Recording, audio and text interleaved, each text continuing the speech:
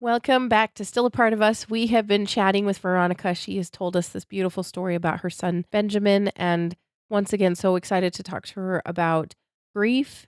I mean, that's a funny, funny way of putting it, getting excited about talking about grief. And it's just like, I guess so. But so pleased that you're here with us today. So thank you again, Veronika, for being with us today. Thank you for having me. For people that are just tuning in, Veronika, just like I said, talked about her son Benjamin on her birth episode of him. So please, I would love for you to check that out. But can you tell us in a nutshell what happened to Benjamin and about how long ago he was born at the time of this recording? Benjamin was born a little over than a year ago, and he was born at 40 weeks. He was stillborn, delivered via C-section. He had a single umbilical artery and no fluids at the time of his birth, but that was not linked to what have happened, so it wasn't conclusive. Yeah. And we were just talking about right before we started, when we hit record, is that how frustrating that is to just have that inconclusive, like, oh, this could have been it, and this could have been it, and it just nothing Yeah, to say there's a lot of yes. finger pointing, Uh huh. and Mm-hmm. there is no exact reason why. And you kind of wanting to have that because that could, I feel like, help you in a lot of ways to process and grieve. And just your mind just wants to, like, know why Yeah. and what went wrong. Yeah. Yeah. Because there's like you went to 40 weeks and he was looking great. Like that's the thing. Yeah. You had all these almost extra appointments Yeah. to check him out, to see him, and he just looks really good. And everybody was Hmm. very aware of him, and that is just so frustrating just to be go all the way to 40 weeks and really seriously, like if you listen to the birth episode, they had heard his really strong heartbeat on the Monday, and when they went in for induction at, like, whatever, what was it, like, 2 or 3 in the morning, Yeah. um, they couldn't find his heartbeat, and just how yeah. I like the way you said it, "My soul left my body," and I was like, "Yeah, it feels that way." You're just like, "What happened to me? What is happening to me?" Um, Yes. Veronica, how has tell me how you would describe grief and the many faces of grief. Tell me how you would describe grief to somebody after having gone through this and are currently going through this. Right. Grief, I feel like it's different for people that like grieve their spouses or they grieve their grown children Yeah. or their parents. Grieving your child is completely different, and you don't know it until you do. Like, very unfortunately, grieving your unborn baby, you just never think that, like, how much pain that can cause until you're there. And you can't, I don't even know if there is a way to describe it. It's really hard to go through it. And like there's different stages of grief that you Mhm. learn about, like there's so many emotions that go into it, anger and blaming somebody else, and everybody kind of, I guess it's not like by the book that you will go through these stages. Yeah. It's so different from everybody. Yeah. I don't think people realize that you can be kind of like in a couple of stages at once. You can also loop back and be in a Yeah. stage several times. I Yes. you don't realize you're like, "Oh, I didn't realize I could be so angry so many times." That was me. I had so much anger. That was probably like one of those things that I had more anger than I thought that That I yeah, would have. yeah. I mean, 'cause Denial, yeah, yeah, blaming, like, who do I blame? Because I have to have somebody to yeah. blame for You wanna this. point fingers, and there's Yes. nothing that to blame, yeah.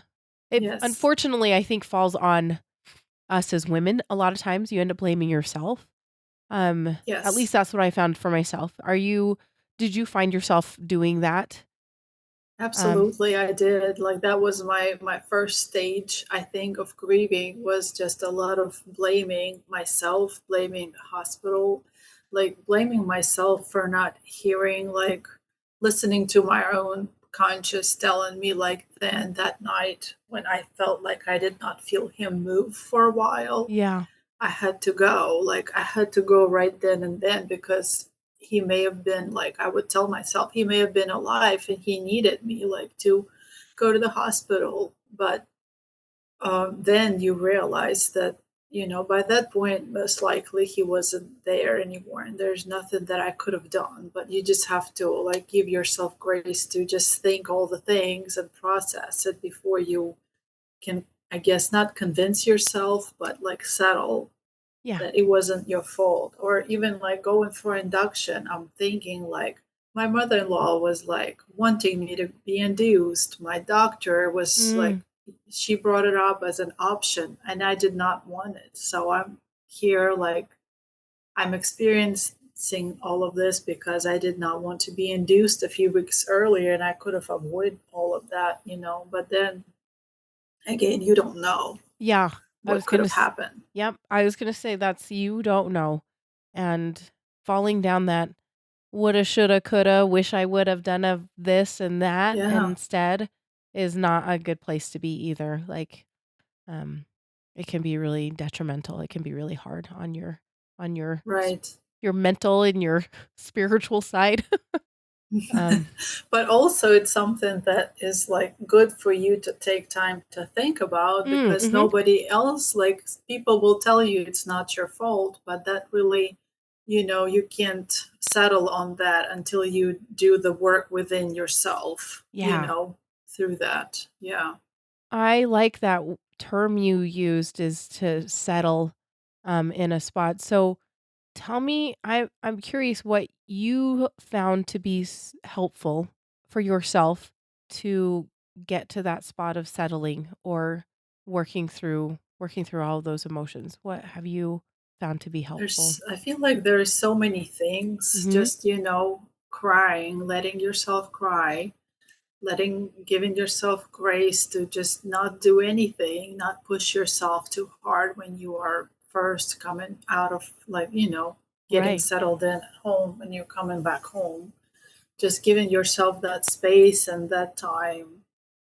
And one of the really helpful things was my friend sent me a couple of devotional books just Mm. of Amazon, but that was so thoughtful and so appreciated. It was, I have it right here. I mean, like grieving a child I never knew. That's the name of the book. Oh, uh-huh. And you just like read about other women's experiences there, and that just kind of really Mm. comforts you and helps you because it gives you your like mind some food to think on Yeah.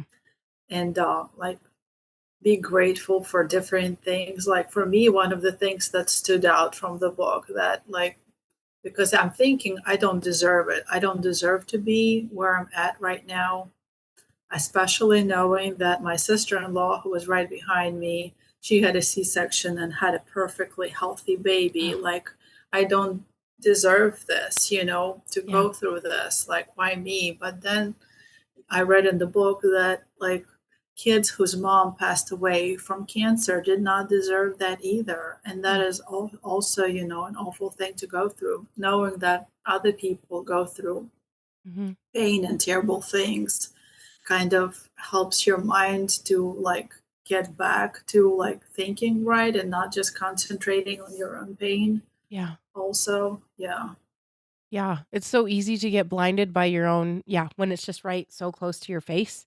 Yes, like Um, it's just me, like you're yeah. really very self-centered at Yeah. that like time, which is completely normal and Mhm. that's how it's supposed to be. You should like attend yourself and like feel the way you want to feel at that moment because you need to process all of your emotions. Otherwise, I feel like it will be really hard to heal.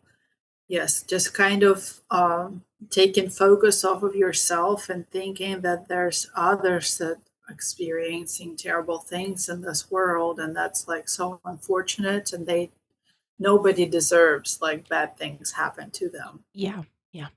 It just opens up the humanity of just like, "Oh, yeah, there's a lot of suffering."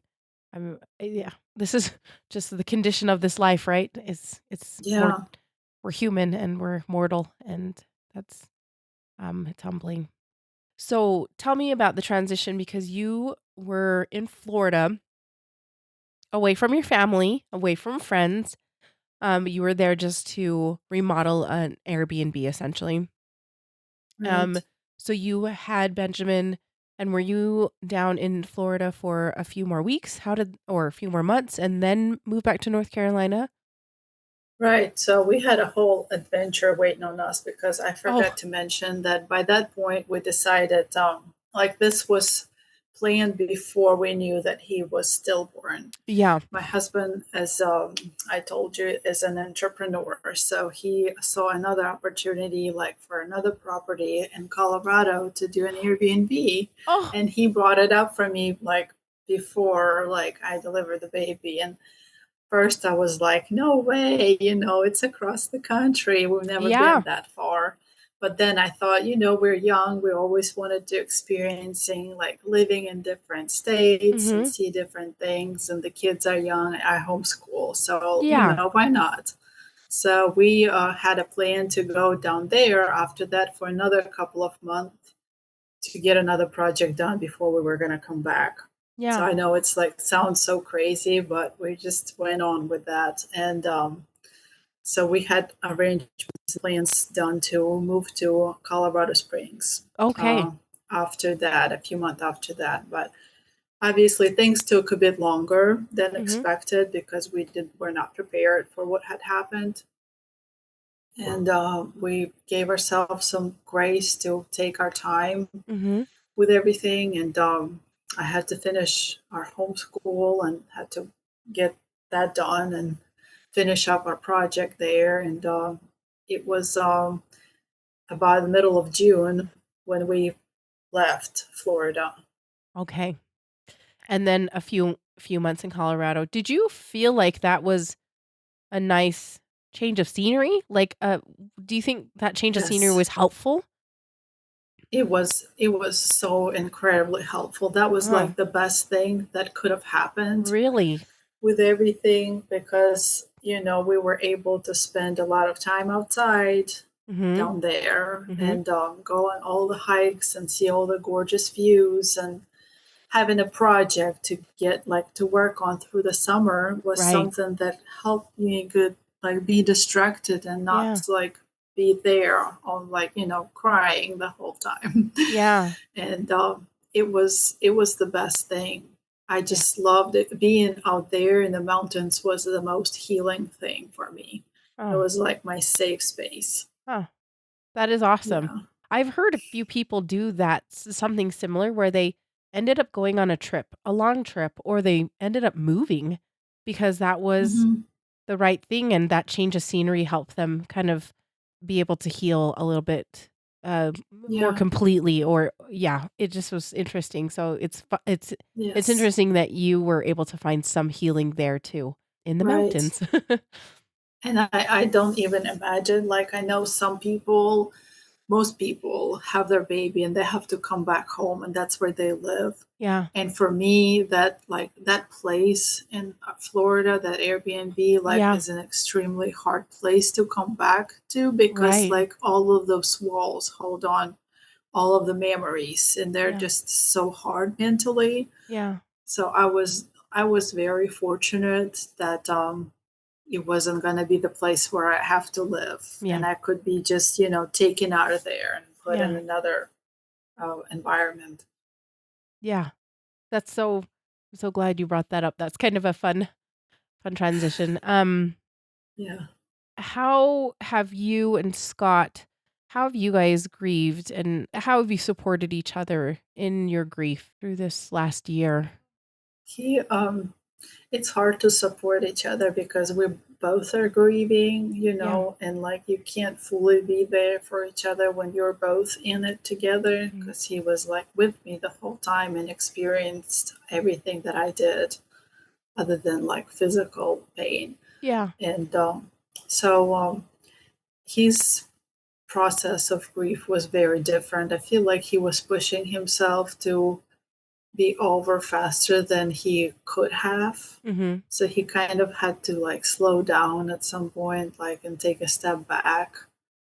And for me, I just as I said, I just took my time. Like this whole year was a roller coaster of emotions. It was Yeah. just, just when you think that you're finally standing solid on your 2 feet, some trigger comes up and you are right back there again, all Yeah. over.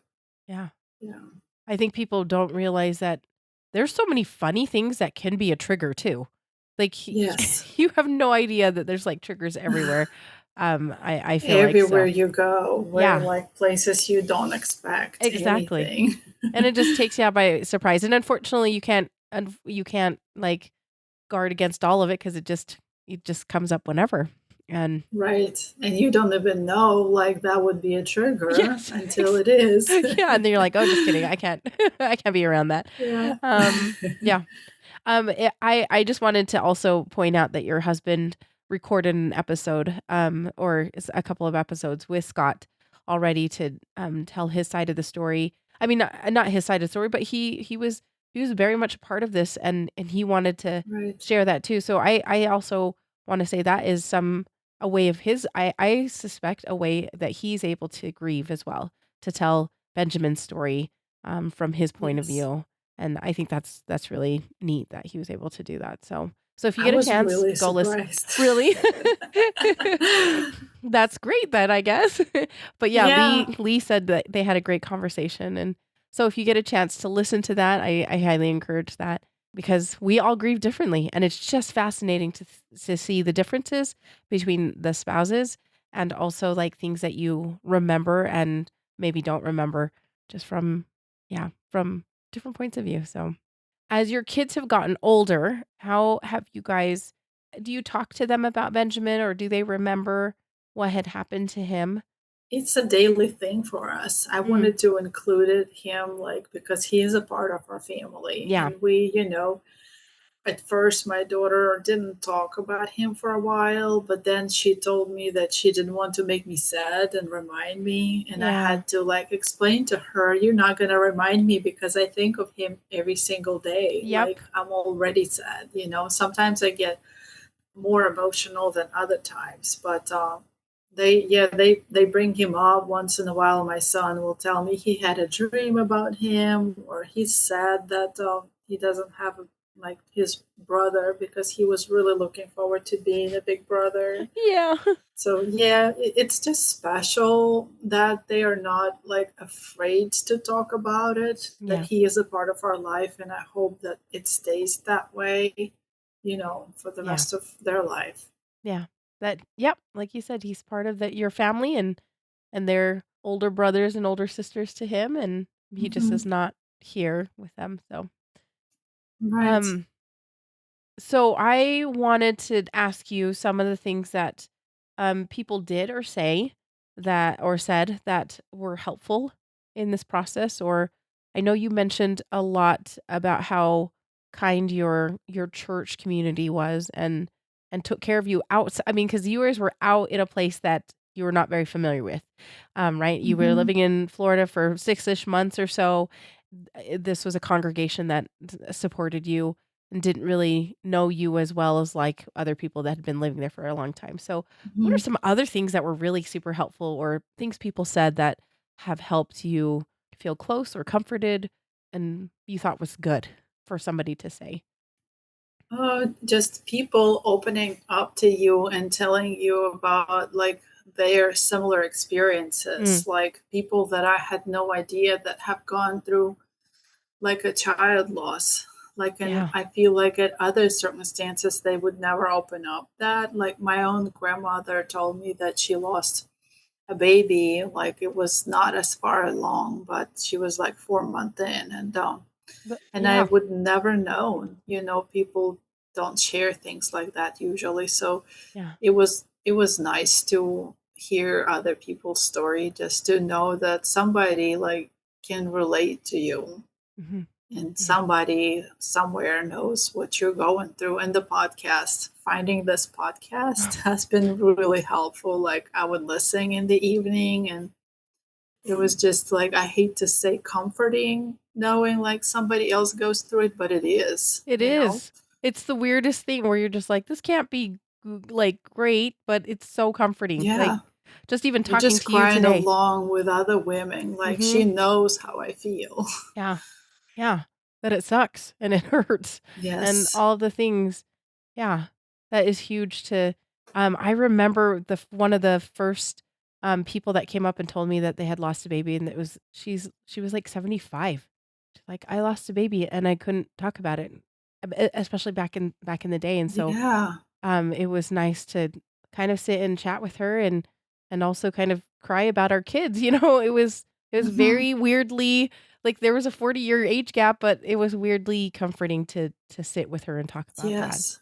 So, Absolutely. I had, another woman in church share her story, and she was very open with me, and we were never close before, but, yeah. like, when we went back there and she saw me, she gave me, like, the biggest hug, and it just felt, so good that Yeah. somebody has gone through it, and, somebody knows how you feel, and somebody, like, even my, like, faith, like, 'cause my faith was shaking from this, and I Yeah. had to find my path back to the Lord and things like that. So just seeing that somebody did and you can do it too, Yeah. like, was helpful.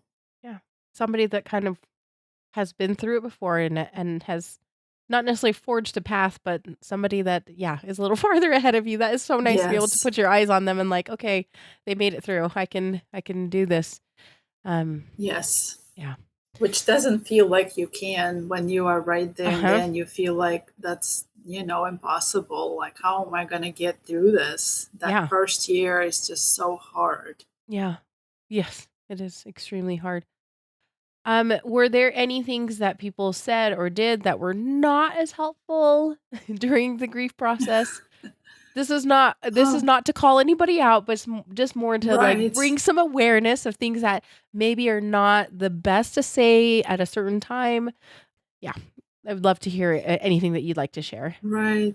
Like, not a lot of that, but when people tell you, like, from your church family, like, this was the Lord's will and everything, works out, like, that's not what you want to hear at that moment. Like, you need to find that out for yourself and not Yeah, somebody telling you that from the outside, yeah, or somebody who's never gone through it trying to encourage you, like, or somebody, like, when you're grieving. I remember me, like, we did not have a lot of family support, unfortunately, through the grieving process, and my mm, only outlet was, like, posting, like, monthly or, like, things like the reminder or whatever, like, on Facebook, trying to, like, get, like, somebody to remember yeah, him, I guess, Benjamin, and just trying to get some support from that because we didn't have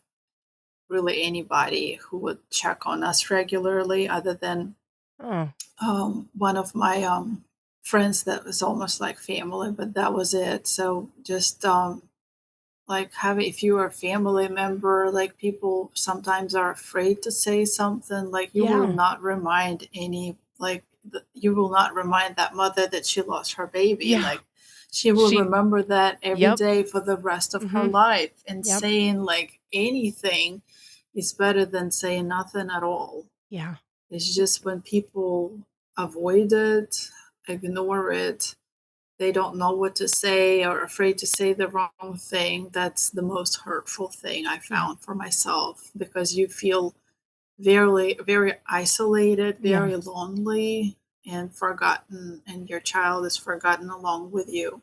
yeah. I have heard this more often than not. They're like, "You're gonna say probably the wrong thing, but it's better to say something than nothing at all." I Yes, feel like that's been a exactly. pretty common theme because we're not gonna say the perfect thing. I mean, there's just not anything that's gonna make Yes, it better. You don't need to encourage somebody to, like, get over it. It's just it's okay to be sad with them. It's okay to mourn with them. exactly. Or Yep. just ask them how they're doing, like, how are Yeah. you feeling? Yeah. It's not that much to ask, just to check on somebody. And that is, like, just so comforting at that moment to know that somebody cares. And that's Yeah. all you need. Like, you don't need encouragement. Nothing can encourage you, as you said, Yeah. because that's a terrible thing to go through for any human. Yeah. Yep. Yeah. I liked when you said that, you're like, "They were trying to encourage me," and I was like, "You're right, that does not feel great when you're trying to just be sad." "Don't Yeah, encourage like, me at yeah, this I time." will be sad and I will cry and like, and I'm Yeah, sorry if it makes somebody uncomfortable, but yeah, there's no other way around it, especially when it was like so raw and I yeah, would just, cry bad every time when yeah, somebody would approach me, but it doesn't mean that, you reminded me of that. It's just really, a tender subject. And I really appreciate everybody who did. My own mother, unfortunately, like when I would post things on Facebook and she would text me and say, "You got to get over it." Like people that have never experienced this cannot tell you how to yeah, grieve in the right way. yeah. That is like completely wrong. Yeah. I also think that it's interesting because I do think that sometimes different cultures and different generations also have a very Hmm. different point of view about talking about stillbirth or talking about child loss because that was something that they were not encouraged to talk about sometimes in the past. So they're like, Right. get over it. I mean, that's what I was told to do. Or like, that was just kind of the attitude. And so sometimes I think Yeah. they are just saying something that they were told years ago and Hmm. yeah, they just don't, yeah, quite understand That's because they how have they never were brought experienced. up. Yeah, And that sometimes is really insensitive, but yeah. Oh, yeah, yeah. But it is what it is, and it's always like, it yeah. You're like, exactly. "Okay, there you go." Um, Yeah. yeah, yeah, it's tricky. It's really tricky. I did wanna ask one question. I actually had a friend of mine ask this question recently, and she said, "Do you ever talk about when the mom's milk comes in?" She's a nurse. She's a labor and delivery nurse, and Yeah. she, says, "Do you ever talk about that?" I was like, "We do sometimes," and I think, a lot of times women, we don't talk about that enough, especially on this show, honestly, because it's Right. something that shows up 3 days later, right? Um Yes. and you don't have a baby to feed. Can you tell us what happened? I mean, how you approach that, whether you tried to suppress your milk or were you expressing milk or pumping? What did you do for that? Because that is something that I was like, I should ask people that because that is something that is Yes. a very painful reminder, can be a very painful reminder. Exactly. So what That did you, was a very painful yeah, reminder. And it's like for, several weeks. yeah, And fortunately, my doctor told me like kind of what to do to get rid of the milk as fast as possible uh because huh, if you trying to pump, it's just gonna cause your body to produce more more milk, milk, yeah, and like that's not what you want. So she said Benadryl, taking mm-hmm, Benadryl twice a day will dry yeah, you out, and cabbage leaves. and Like I cabbage smelled leaves. so bad. I did that too, and I was like, "This is the weirdest thing that I'm doing, but Right? it worked." Yes, like cold cabbage leaves, like It felt straight good. from the freezer. Yeah, I know that sounds And really you just weird. smell so bad. You smell like cabbage. It's wonderful. Yeah. It worked. Yep. Yes, I'm grateful that, not a lot of doctors have I guess, don't think about that, but Yeah, that's something you have to deal with. yeah, And that's very like physically painful and a yeah, reminder, a really painful reminder. right. Well, and you also mentioned, like, your recovery for the C-section.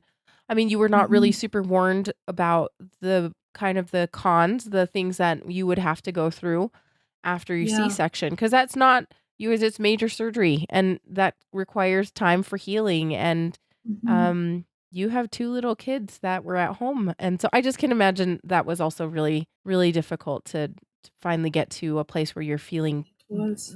better.